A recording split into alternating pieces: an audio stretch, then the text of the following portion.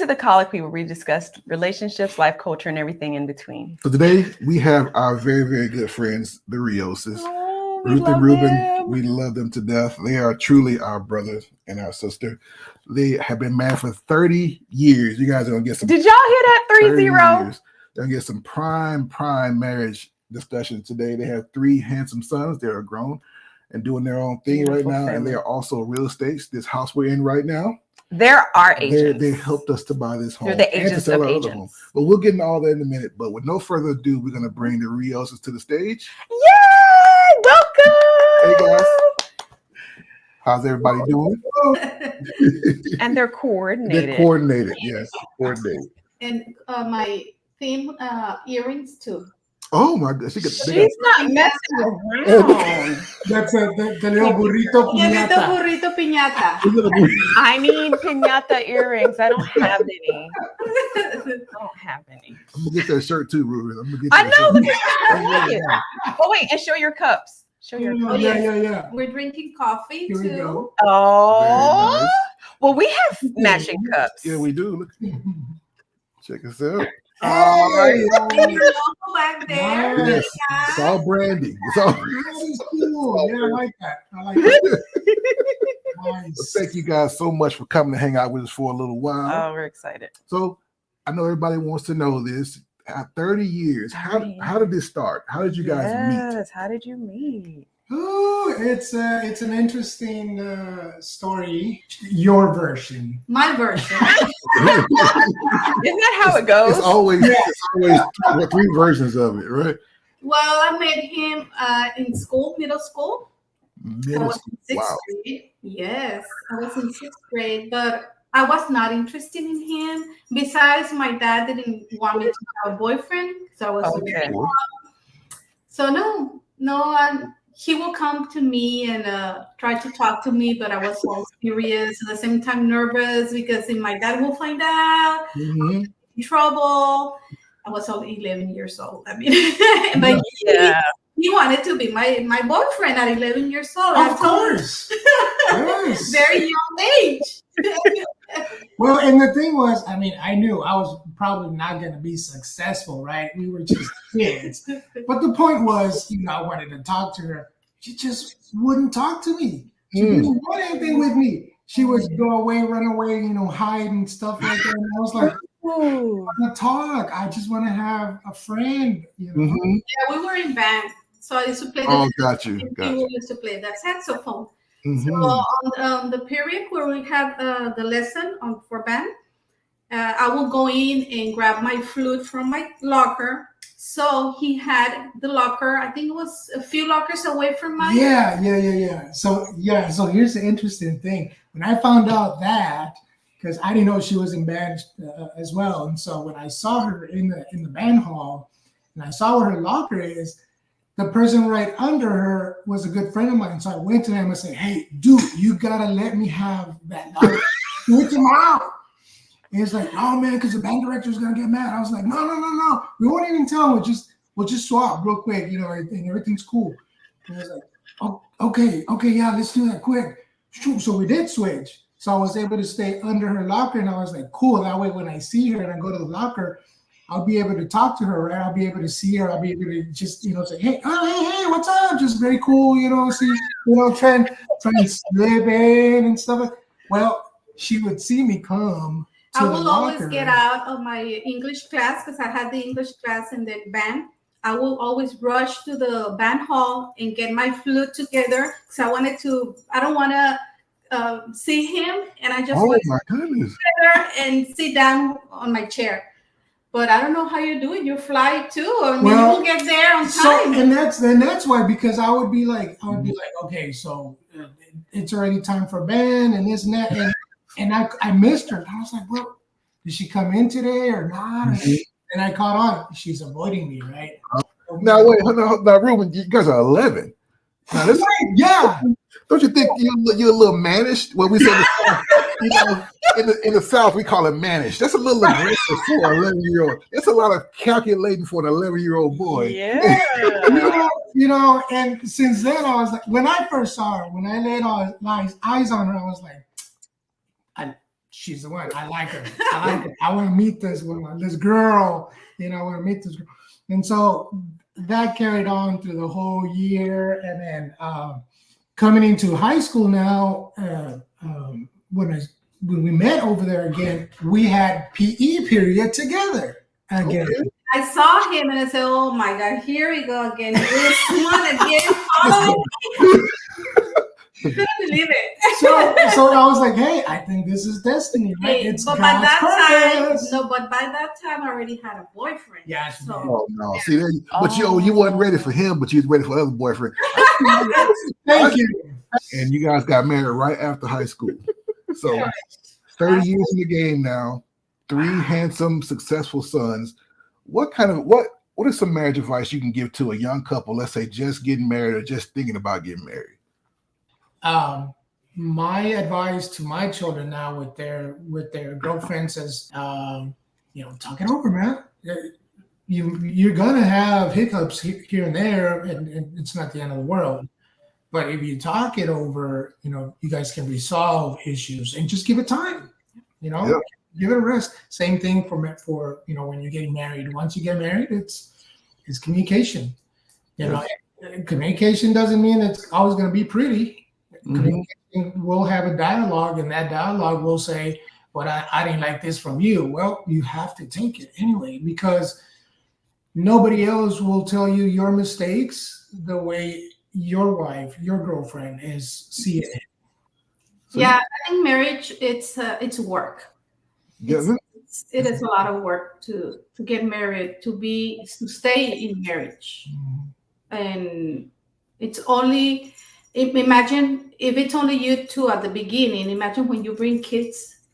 Oh yeah, it's the problem. Well, it's not a problem, but how can I say it? Like it's more work. It's more work. More work. And so, if you think that getting married, it's like going on a vacation, you're wrong. Yeah. It's work. Thank you. Yeah. Yes. A lot of work. Enjoy your honeymoon. That's why it's called honeymoon. Enjoy, because that's the last of that's that. it. That's it. And you guys essentially were kids when you got married. Just I mean, you talk about like 19. 19. Yeah, I mean, you're talking your kids. I mean, all of our kids are older than that. Now you think about that, like they're imagine being married, and I got married at 22, you got married at 19. We're talking like we're kids, man. So you guys essentially grew up together. Yeah. And so there's a lot of transition there, and we talked about this like offline. We're not the same people, that we married. She's not the same woman I married. I'm not the same man. We've grown up together, and I think that's a lot of what's missing today. Everybody expects everything to stay the same, and you don't want to transition. And that's why we have so many problems when people come in for coaching, or the guys you run into when you're selling houses to younger people. Everybody expects you to stay the same. That lady beside you is not the same 19-year-old woman you married 30 years ago. Change. I think that's a big part of a problem a lot of people have in marriages. What do you think? I think I want to use this analogy just definitely because of your profession. You guys are realtors. So you help a young couple buy their first home, and let's say they're building it from the ground up. Well, the very first thing that has to happen is they have to have a very firm foundation. So that foundation, that slab is going to be laid. But you want to be careful what that foundation is being built on. So if you're building it on poor soil, if you're building it on a sinkhole, if you're building it on things that are not going to withstand the test of time, then that structure is not going to last. And as you're in marriage, that's what it's like. It's like you lay that slab, and hopefully you're laying it on the slab of Christ. And then hopefully you're laying it on the slab of good communication and honesty and respect and all of those things. But then as you get married, you put those walls up, and okay, now we're going to have kids. Let's build the walls up. Oh, we got to plumb it. We got to get our plumbing down. We're going to, add this. So as time happens, you've got this beautiful home, but it happened over time. And a lot of people are too impatient. They want the mansion built day one, not willing to lay that slab, not willing to get that hammer and nails. Because you're right, Ruth, that's work. Dying to yourself and submitting and all the things that you do, but it takes time. Right. It takes time. I mean, like I said, communication, trust is another thing, and then loyalty, and then even giving us each other space. That is a very important thing. Once you have kids, she needs space. Grab the kids, take them out. Right. or just take them out in the backyard. Do whatever you have to do. Yes. Same thing. Trying to balance everything out. When I'm back from work or when I have a hard day, she understands that. She gives me that space. So yeah, within that marriage, and then going into the children phase of marriage, Yeah. need that space. Yeah, that's a different phase. I mean, getting married is one phase, and then having kids, that's another phase. Yeah. When kids are grown, that's another phase. Yeah. And then when kids are gone, that's another phase.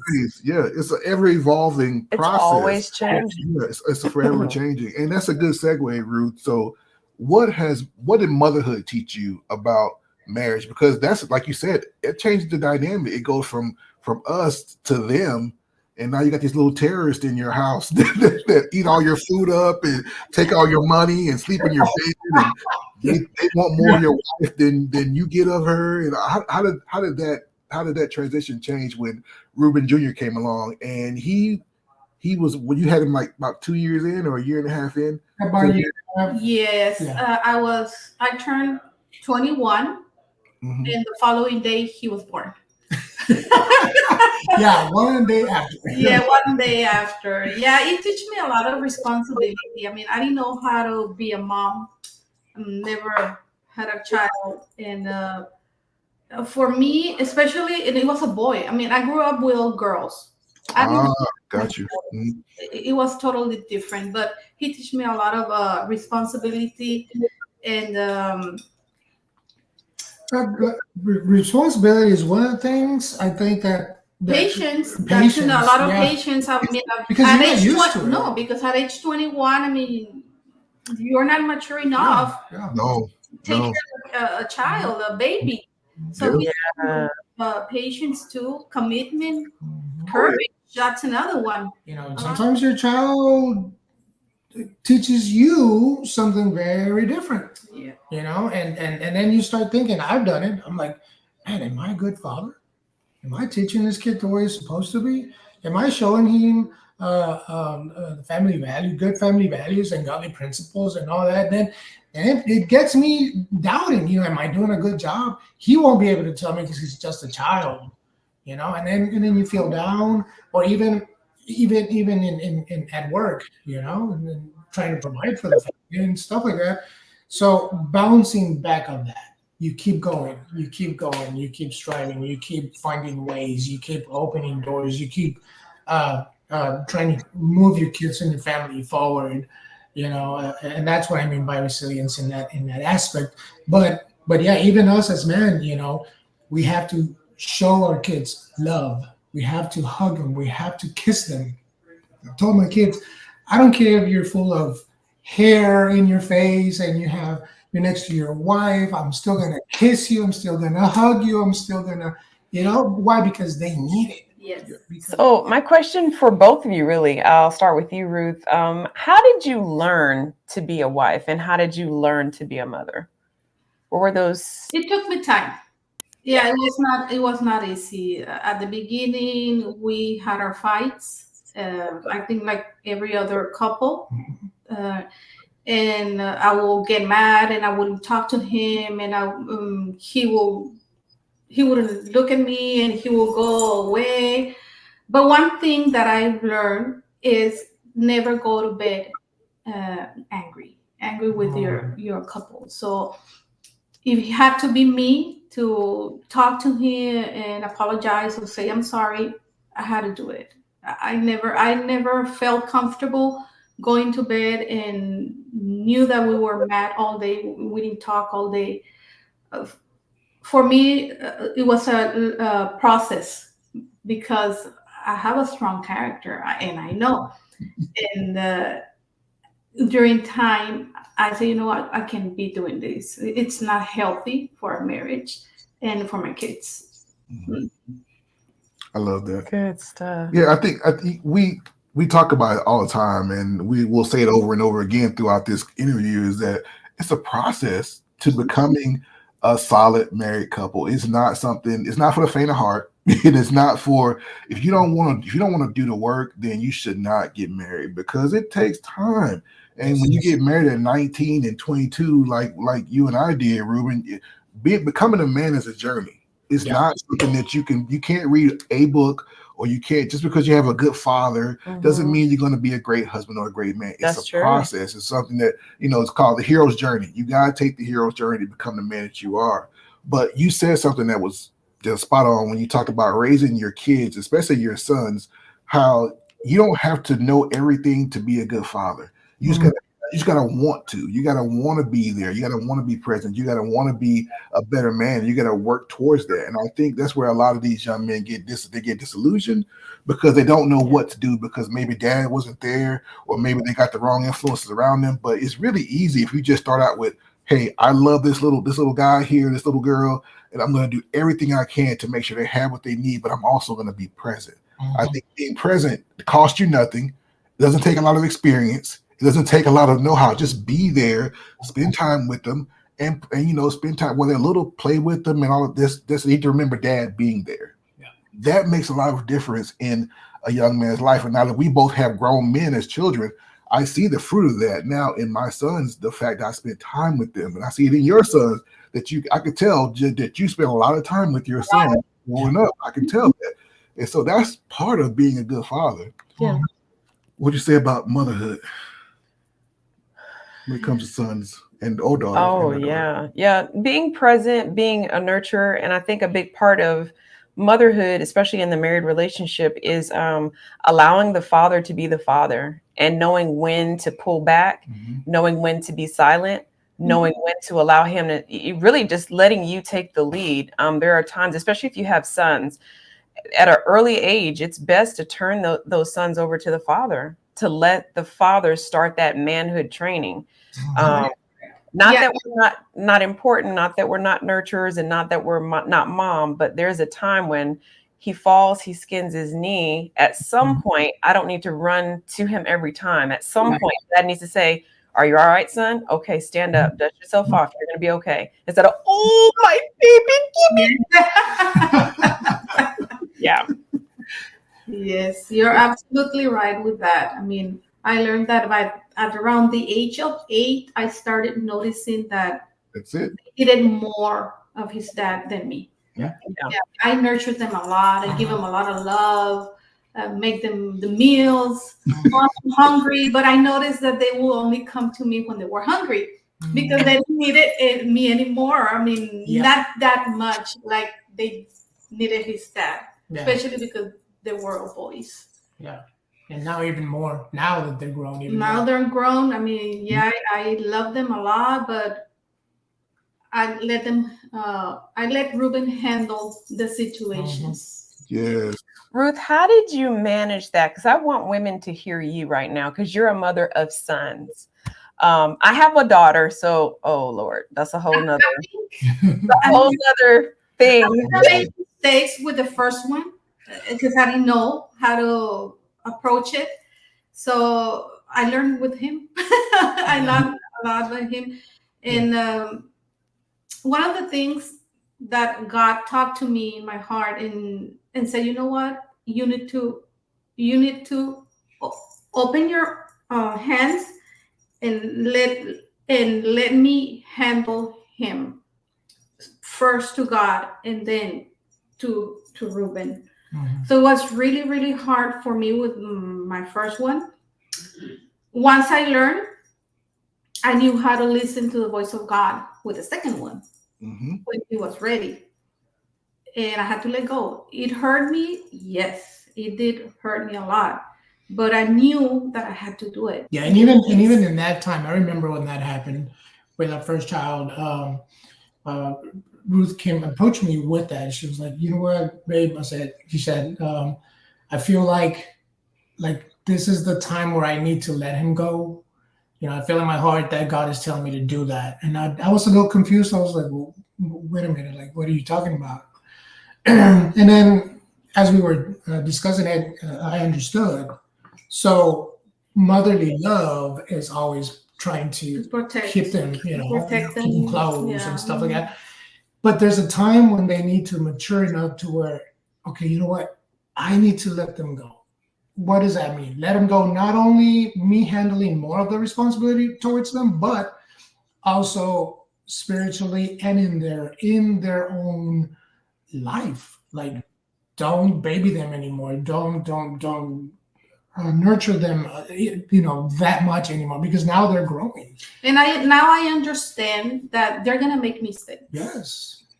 And I think that was one of the things that I didn't want to let them go, because I didn't want to felt like hurt or with worry of the uncertainty, what he was gonna do, what's gonna happen.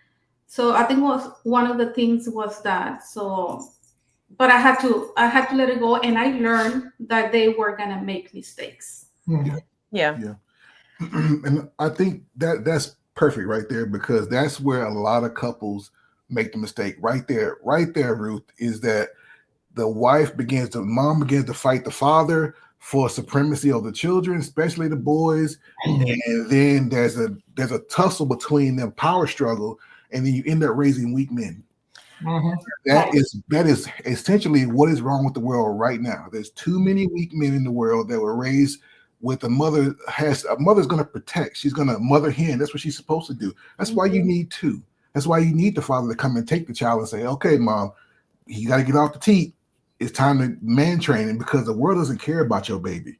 The world doesn't care. The world is going to eat him alive. If you don't let dad do what dad needs to do, the world is going to eat that man alive. And the world is full of men who are now expecting the whole world to take care of them, make them feel secure, and it's unfair. And the world is eating these men up alive. We see it every day. And that's what I want to know, Ruth. Although you definitely heard the voice of God, because God dealt with me like that. I know.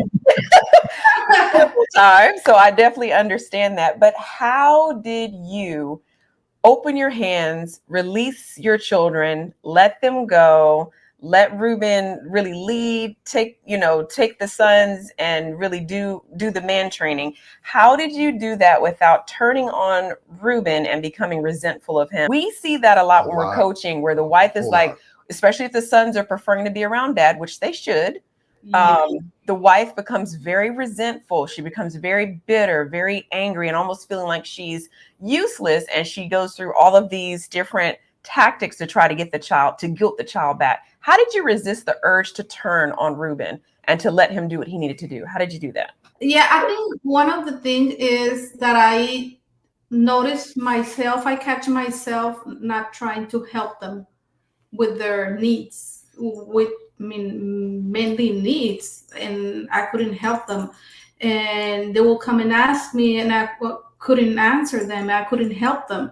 So I had to turn to Ruben and say, I'm not a man. I don't know how to handle this. Yeah. So I had to let go. And I think that's where, like you're saying, that's where now, a lot of men are with that mentality, right? Because it's an advice, which is not a bad advice. I'm not saying that, but it's an advice coming from the opposite sex, right? So yes, she's your mother and loves you, and she's gonna protect you. Yeah, but sometimes that's not what's needed. It's more of a man-to-man conversation to say, look, son, this is this, and that. Sometimes it's a little stronger. Yeah. 1, 2, 3, 5 decibels over the normal, type of conversation. But definitely as you as a father, is even the correction, the way you correct them, the way you discipline them, the way you guide them, lecture them. Oh my God, my kids are fed up from me lecturing them. But guess what? I tell them, I'm a father, dude. I'm gonna lecture all my life. Right. As long as I have kids, I'm gonna lecture all the time. So it's like, Same. Same, Ruben. I was like, oh man, my daughter a couple of weeks ago, we had a come to Jesus meeting, and she couldn't handle the fact that daddy was upset, and I was just blah blah blah blah blah. I get it. I was like, no, you don't get it. You think you do, but you don't. I think when the boys were little, I will get after them. I will correct them.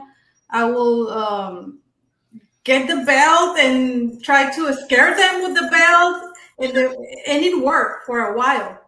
But once they start growing teenagers, they get used to your punishments. Yeah, they do. No, and your tone of voice when you talk to them.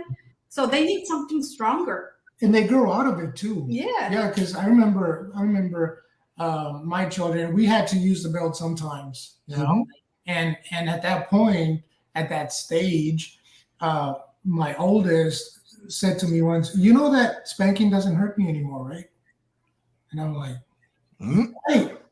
Because now you're stronger, right? Now you can take that. Well, guess what? We need to change the approach. We need to change the way to discipline you. We need to change. And see, that's our first child. So you as a father, that changes, that challenges you as well. Now, what do I need to do to make sure he understands that this is discipline? You know, it's not to hurt him, it's to make sure that he understands the correction. That's beautiful. That's beautiful. That is true. You got it. Now it's like, okay, well, that belt might not hurt, but let me get that phone. Give me that phone here. Yeah. Let me take this TV out your room or whatever you got to do. Guess what? Even the girlfriends knew when mom had to say something because it's like to this day it's like, yeah, mom, I still remember when my girlfriend was waiting for me outside and you even went out there and told mom went out to tell her girlfriend he's not coming out until he does his thing in the house, so you can wait right here. He needed to clean his room, and I told him you need to clean your room before going out with a girlfriend. So instead he was daring me. He would say, "I will." Yeah, he was daring her. So guess what? We don't use the belt on him anymore, but that's the discipline. So he didn't go out until he finishes chores. I don't understand why modern parents don't see the power in demanding respect from your children. And it starts from when they're really, really small. And then you just stay consistent with that. And just kudos to both of y'all, because we know you so well. Just the humility and the respect that y'all have for each other. That's how that formula of the Rioses works. That's how you've been able to be so successful as not only spouses, but parents. So I hope every person that's watching this will pay attention and learn something, because Ruth, I don't know if you've given yourself enough credit. That takes a lot of humility to really relinquish and allow your husband to lead. And I know that's not easy, but it was something that was so beautiful. And that's why you have the beautiful family, and allowing that man to really be the head of his family. And Ruben, you have led your family so well. So just kudos to both of y'all. That's just beautiful. Absolutely. And now we want to transition a little bit. Yeah. So we know you guys are in business together. You guys are amazing realtors. We can attest to this. We are customers. You're our realtors for life. Yes, we are customers. The Rios has helped sell our old home. Sell our first home. Sell our first home, our starter home, and the house that we're in now. Buy the house that we're in now. And when we strike it rich, we're going to buy another one, and you'll help us with that. There you go. Yes. Why not? We can personally attest to the professionalism, the personal touch. Even though we're friends and brothers and sisters, you guys were just professional. And awesome. We didn't know what we were doing. It was our first time really selling the house. You guys walked us through that process, and y'all, they staged our house. Ruth is like this wizard with making things. Doing that. Yeah, when they give me amazing. She staged it so well, we didn't want to move our first house. Yeah, we thought we reconsidered. I was like, maybe this is nice. Our house sold in 3.5 weeks or something like that. And we had multiple offers. Yeah. And I know for a fact it was because of their professionalism. Oh, absolutely. Just amazing. So if you're in Texas, San Antonio area, or what, I don't know, you guys are licensed to sell in Texas anywhere, right? Anywhere. So yes, I highly recommend them. And so I'm curious because I love my wife to death and we have a business together, but we don't work together every day like you guys work. So tell us how that works, and if there's any advice you would have to a couple that is in business together, because that's not easy. So what do you guys think about that? My wife is the boss.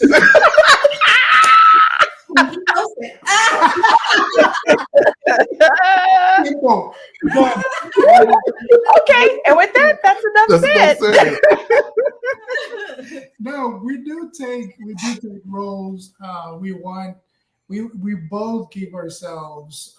We're in this together, right? We started this business. We're like, okay, we want somebody didn't do us right before doing real estate, and so that really got us on the edge of wrong. So we said, let's do this right. Let's help people. And so with that, we came in to help people exactly that. So with that thought, now we balance things as well. Right. We do, hey, we're going to help this family and let's watch out for this. Let's look out for that. Let's ask for this. Let's protect them in this sense. Let's make sure they understand what they need to do. And so it does work out very well in balancing the business together.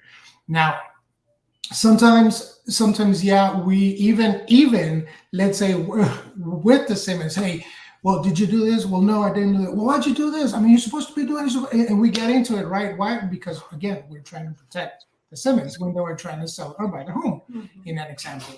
We do this for every family that we work with. There you go. Yeah, do we get into it? Yeah, we do. Do we disagree in things? Well, no, we got to do this strategy. No, we got to do this other strategy. Well, it's part of the business. We become business partners at that point, to where let's find out and figure out what's the best decision for our customers, for our clients. And so, even knowing that we're gonna go back at the end of the night and sleep together, we know that we left our deal at the office. We don't bring it in here and say in the middle of the night, hey, did you remember, sir? You better do what I told you to do. No, we don't. We stay away from it, and purposely. It's time to clock out, and we clock it out. And it was a process too, like in marriage. Yeah. It was a process too. We had to learn how to live business, like Ruben said, in the office, and we'll go out to eat dinner. We enjoy dinner. If we go out to visit my son with my daughter-in-law, we enjoy them. So we don't mix things together. Yeah. And now that my son, my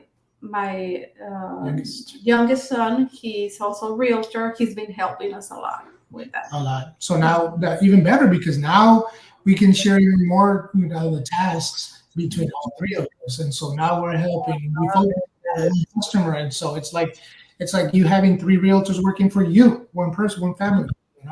So legacy. That's powerful. That's legacy. That's legacy. It's been such an honor to watch these young men grow up, just watch them because they're so awesome. Respectful, good kids, very handsome, just like, they get that from their mom. And it's so cool just to see how this is coming together, and you guys work very, very hard, tirelessly at your business. And it's pretty amazing to watch. And we're so proud of what you guys are doing and have done. And you guys do, as we're veterans, and I know a lot of veterans, that we try to shoot people you guys way, and I don't have to worry about, are they going to treat these veterans good? You guys treat veterans like top notch. So it's nothing but good to say about this. What financial advice do y'all have for any couple, whether they're new or been married for a while? What financial advice do y'all have for couples? The majority of the time that we start a conversation with somebody purchasing a home is the most obvious, right? The big elephant in the room, my credit. We need to really understand what credit score means and how that is a very important thing. It's the pulse of the financial world that saying, hey, Ruben, boom, I'm alive, credit score. I'm alive, credit score. There's something pulsing there. So with that said, it's just like your heart, right? It's pulsing. You need to feed it right. You need to take care of it. That's the same thing as credit. And so credit is number one first. Look at it, check it out, make sure that everything is working towards you, not against you. So that's the very first thing. And then don't get too much in debt. Also, it's good to use credit cards, but don't max them out. Mm-hmm. Use only 30% of the credit card. Mm-hmm. Yeah, the payments, the payment method, late payments, that really hurts you too. Right. One of the things that we see a lot too is two of them, but they kind of go together. So the child support status. please pay attention to that. Take care of that. Get up to speed with that. Make arrangements with that, because that will just shut everything down. I didn't know that. You mean like if they're in arrears? One. You can pay an arrears as long as you make arrangements, because see that also hits your credit. Why? Because that's a debt. And Oh, so now you're getting into not only a lien, not only a credit card, they're coming after your income. mm, You know what I'm saying? So if that's behind, or if you haven't made any payments and they're looking for you, they're gonna find you, they're gonna serve you, and here we go. Everything's just gone. I didn't know that, brother. Yeah, I mean, that's obviously, my kids are my kids. They're, I'm paying for them till the day I die. But I did not know it was that serious as far as Wow. child support. I didn't know. That's really good stuff. I didn't know that. Yeah, and then of course there's different programs, right? But it's gonna cost you more. Maybe there's mortgage companies out there that have a way of helping you out, which is great, and that's awesome. But it's still a negative in your life, in your credit, right? And then the other thing is student loans. Student loans is just almost the same thing as like that. You have to make sure you are on time with your payments, that you have it scheduled to have them paid off. You don't have to pay them off completely, which is still a debt, but you still have to keep it in line, On time. Mm-hmm. So, have you guys seen where a couple or a gentleman or whoever who was behind in child support was unable to purchase a home because he was so bad off with his child support? Have you seen that? Yeah, we've seen that, and we see that when they pull credit, when the mortgage company pulls the credit, they tell us, okay, Ruben, this is the status. They can't do anything until they fix this. Got it. Wow. I don't think the average person knows that. I really don't. Yeah, that's good information. Yeah, so that's It comes up. It's amazing how they figure out, and now that the finance world is getting tighter. Excuse me. Little things like those that might not seem insignificant. Paying your rent late, it affects you too. Wow. I was helping a lady that wanted to buy a home, and I think she broke her lease ahead of time. Correctly, she couldn't buy because that was still on her credit. So make arrangements. There's no fear about going up to the apartment complex and say, hey, I want to leave early from the contract. What does it cost me? What can I do? A lot of the times they say, you know what, don't pay me the full amount. Just let's do this or that, and you're out. But it's the thing of not taking the bull by the horns. We're afraid to confront that. We're afraid to take that and ask, hey, what happens if I bail out from this? What happens if I just stop paying? Well, it's going to go against your credit, and then the future of your credit is going to be damaged. And so there you go. You're trying to get out from here to become something better, but don't leave anything behind. Fix it. Get ready for it. Prep for it. Save for it. I don't know. Make some kind of arrangements, but get it done. I think that boils down to home training. Growing up, I don't think any of us grew up with a whole lot. And I'm from the backwoods of Mississippi, and I think a lot of just you leave home young. I left home at 18 and joined the military. I didn't know anything about anything. All I knew was what my dad taught me is to work hard and be a good man. I had to learn everything the hard way. And yes. a lot of us get into that, and there's no excuse for that in this day and age. You got this device we're on right now. You got social media, internet. We have information at our fingertips, and there's still a lot of people that still don't know that you can go to a creditor, have a conversation, and they likely will work with you. That's how we clean up our credit. That's where it starts. Have the conversation with the creditor. You don't know where to go. You can call somebody like us. Talk to a realtor. Hey, where do I start? Okay, tell you what, I know. Thank God we've partnered with good people within the 10 plus years that we've been licensed as realtors, that we've created a good team to help people in pretty much any stage. Mm. Even if you want to sell and buy another home, there's a program for that to help you move out of your old home and move into your new home, and you don't even have to worry about that. And so it starts with a conversation. What do I need to do? Where is my credit right now? A lot of people, my son, which again, we were just talking about him, he had a client that she didn't know the process. She didn't know her credit score. She didn't know if she could buy or afford or not. As soon as she checked her credit with a mortgage company, she figured it out. It's like, I can buy a $250,000 home. It's a single lady. Wow. She bought a $200,000 home. She's now in her home and not paying rent. But what did it take for her to take that step? Communicate and see how's credit. Can I afford it? Mhm. I mean, I have a question. So is it a buyer's market? Is it a seller's market? What type of market is it if I'm a person that wants, let's say we want to buy a home right now, is this considered a buyer's market, seller's market, or what in the heck is going on? Because inflation is crazy. So what type of market is it right now? It's hard. It's hard because we're not in a Sellers or buyers. We're kind of just we're floating. We're floating. As a matter of fact, we have stats right here. Right now, days on the market on listing of homes, we're at 69 right now. Interest rates just went up to a 7.1 and a 30. 7.1. Interest rate.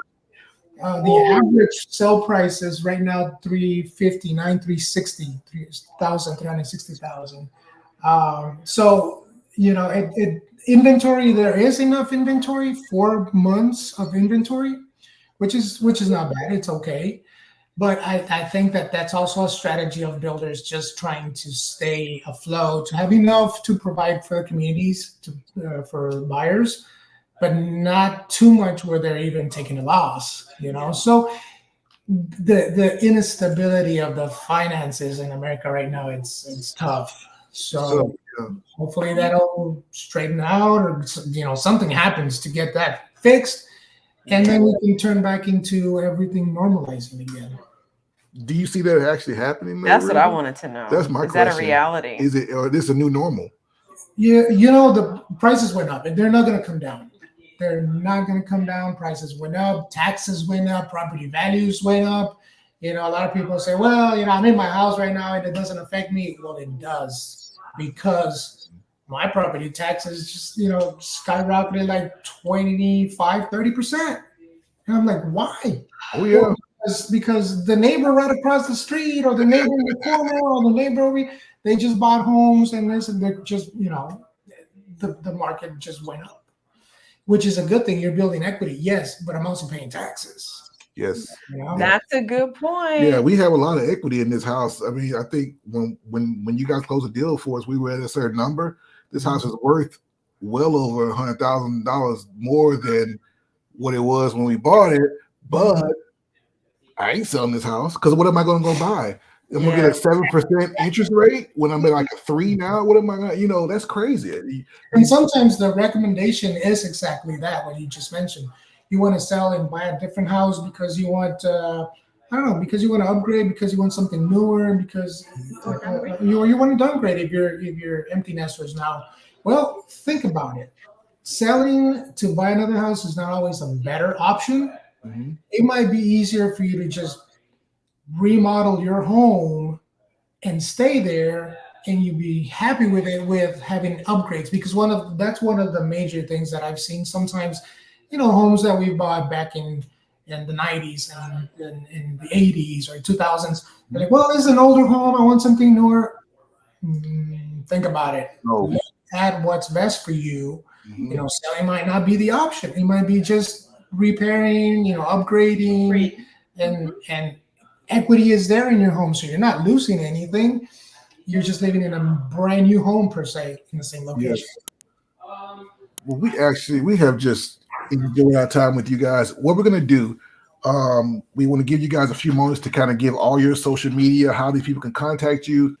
Well, they can contact us by phone at 210-727-2608 or 210-428-7012. or they can also email us at goldkeyret@gmail.com. goldkeyret@gmail.com. Yes. Okay. You guys on social media? You guys have a Instagram or anything like that? Yeah, we have Facebook. That's where pretty much we update what's out in the market. You can search us at Gold Key. Follow the Gold Key. Follow the Gold Key. Mm-hmm. Okay. Well, amazing. As usual, always good talking to the Rioses.